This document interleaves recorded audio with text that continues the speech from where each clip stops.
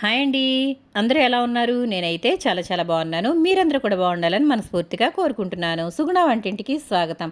ఈరోజు మన వంటింట్లో ఆంధ్ర స్టైల్ పచ్చి పులుసు ఏ విధంగా తయారు చేసుకోవాలో చూద్దామండి.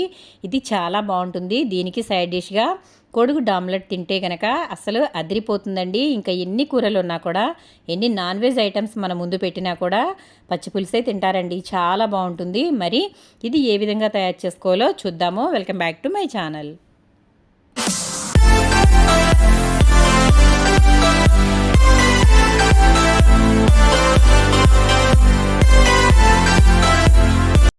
మరి ఆంధ్ర స్టైల్ పచ్చిమిర్చితో పచ్చిపులుసు ఏ విధంగా తయారు చేసుకోవాలో ఇక్కడ నేను చూపిస్తున్నాను చూడండి. పచ్చిమిర్చి అయితే తీసుకున్నాను.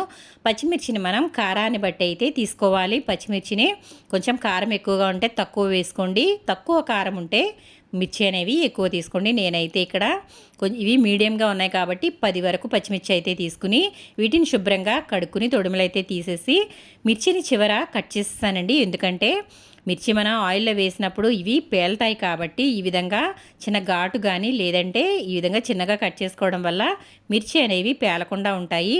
అలాగే ఇప్పుడు స్టవ్ వెలిగించుకొని బాండి పెట్టుకుని ఆయిల్ అయితే వేసుకున్నాను. ఈ ఆయిల్లో మనం తీసుకున్న పచ్చిమిర్చి అయితే వేసేసుకుందాము. వీటిని బాగా వేయించుకోవాలి. మరీ ఎక్కువ కలర్ అనేది రావాల్సిన అవసరం లేదండి. మిర్చి వేగితే చాలు. కాబట్టి ఈ విధంగా అయితే వేయించుకుంటున్నాను. మీరు ఎక్కువ ఆయిల్ ఉందని అనుకోకండి, ఎందుకంటే మనం ఈ ఆయిల్ని అసలు ఉపయోగించమండి. పచ్చి పులుసు తయారు చేసుకునేటప్పుడు ఆయిల్ అనేది అస్సలు అవసరం ఉండదు. మనం ఈ మిర్చిని ఈ విధంగా వేయించుకుని తీసేసి వేరే దాంట్లో పచ్చిపులుసు అనేది తయారు చేసుకుంటాం కాబట్టి ఆయిల్ అనేది ఏమాత్రం రాదు. కాబట్టి నిరభ్యంతరంగా పచ్చిపులుసు అనేది తయారు చేసుకోవచ్చు.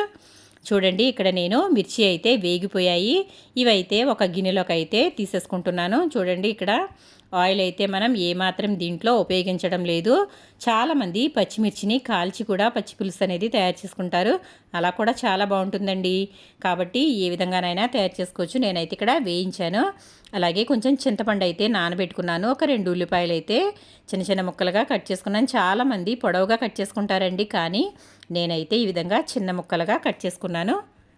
అలాగే ఇక్కడ పచ్చిమిర్చిలో 1 స్పూన్ అయితే సాల్ట్ వేశాను. ఆ తర్వాత 2 వెల్లుల్లి రెబ్బల్ని కొంచెం కచ్చాపచ్చాగా దంచి వేస్తున్నాను. అలాగే ఒక 1/2 స్పూన్ వరకు జీలకర్ర అయితే వేస్తున్నాను. ఈ విధంగా మనం పప్పు గుత్తి తీసుకుని వీటిని మెల్లగా మెదుపుకోవాలండి. నేను ఇక్కడ బౌల్ అయితే పింగాణి బౌల్ తీసుకున్నాను కాబట్టి మెల్లగా మెదుపుతున్నాను. అదే మీరు వేరొక గిన్నెలో వేసుకున్నట్లయితే దీన్ని చక్కగా పప్పు రుబ్బినట్టు చక్కగా దంచేసుకోవచ్చు. నేనైతే ఇక్కడ కొంచెం జాగ్రత్తగా ఈ విధంగా అయితే చేస్తున్నాను.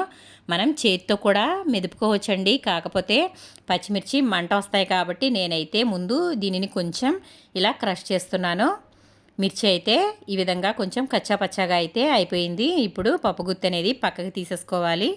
అలాగే మనం కట్ చేసి పెట్టుకున్న ఆనియన్స్ అయితే వేసేసుకుందాము. నేను ఇక్కడ 2 పెద్ద సైజు ఉల్లిపాయలు అనేవి వేసుకున్నాను.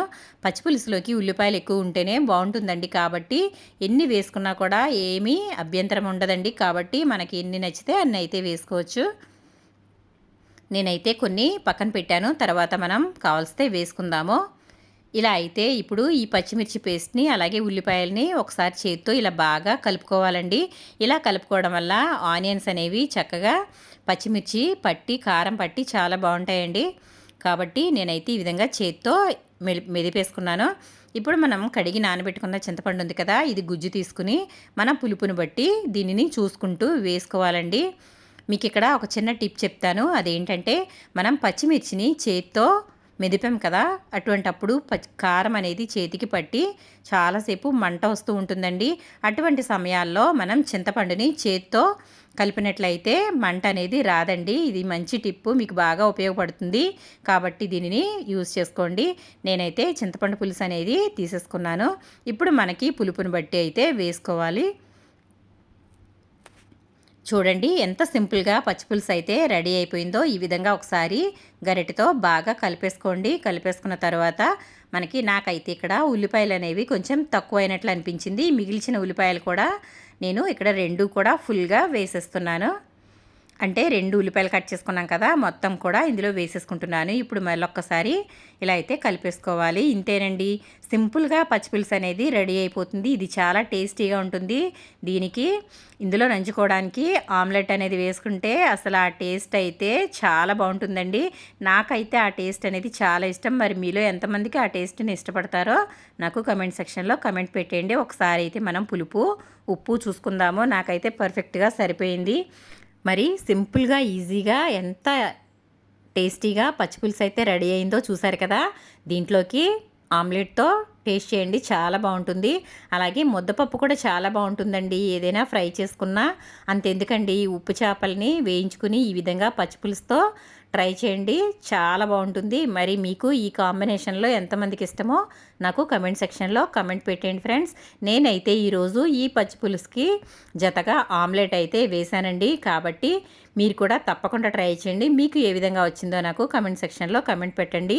మన ఆంధ్ర వాళ్ళు ఎంతో ఇష్టపడే పచ్చిమిర్చితో పచ్చిపులుసు అయితే రెడీ అయిపోయింది. మరి మీకు నచ్చిందా? నచ్చితే కనుక లైక్ చేయండి, షేర్ చేయండి.